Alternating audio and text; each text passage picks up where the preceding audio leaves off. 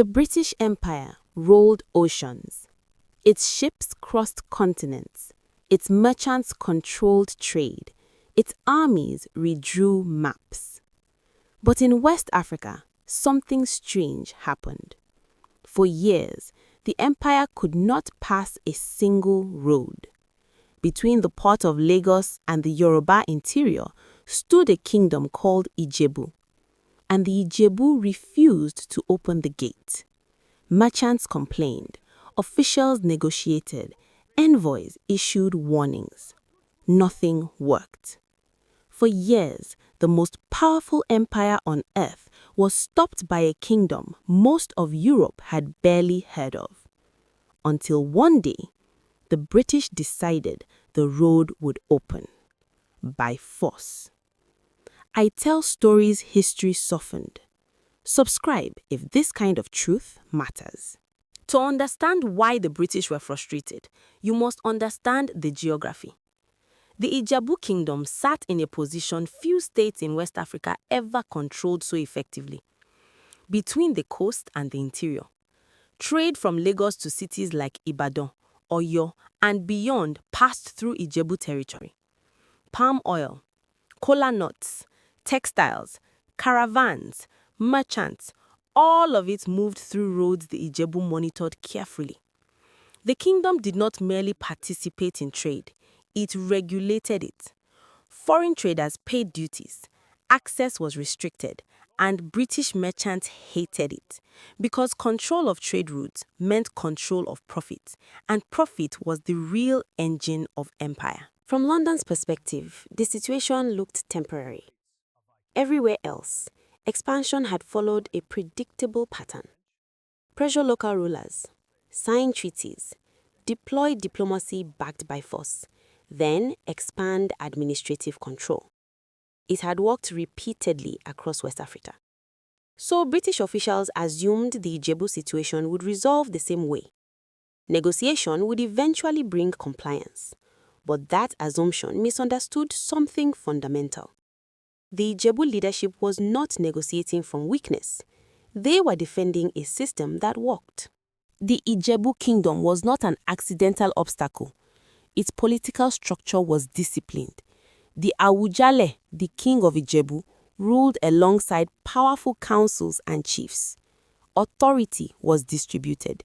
Decisions required consensus among elites who understood the strategic value of their geography.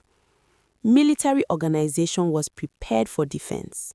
Road checkpoints were enforced. Caravans were monitored. Foreign traders were regulated. The system was deliberate. The British were not facing chaos.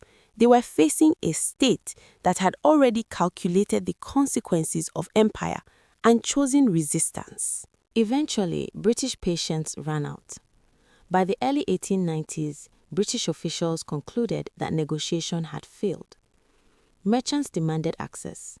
Colonial administrators demanded authority.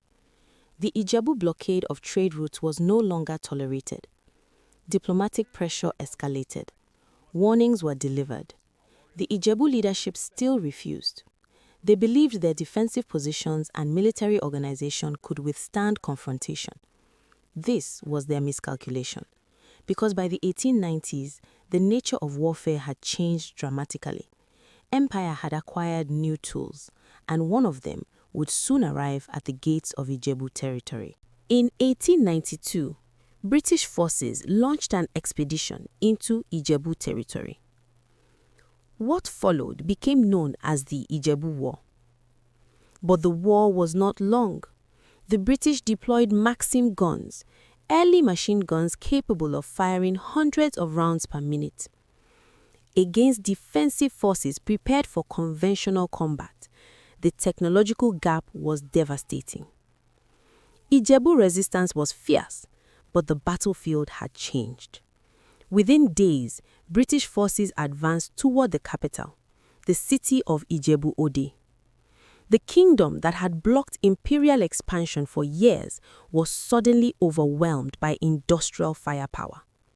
The balance of power collapsed, not because the Ijebu lacked courage, but because the nature of warfare had shifted beyond their defensive assumptions.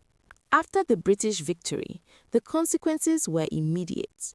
Trade restrictions were abolished, roads were opened. The economic barrier that had frustrated British merchants for years disappeared overnight. The Awujale retained authority under British oversight, but sovereignty had fundamentally changed. Ijebu was now integrated into the expanding Lagos Protectorate.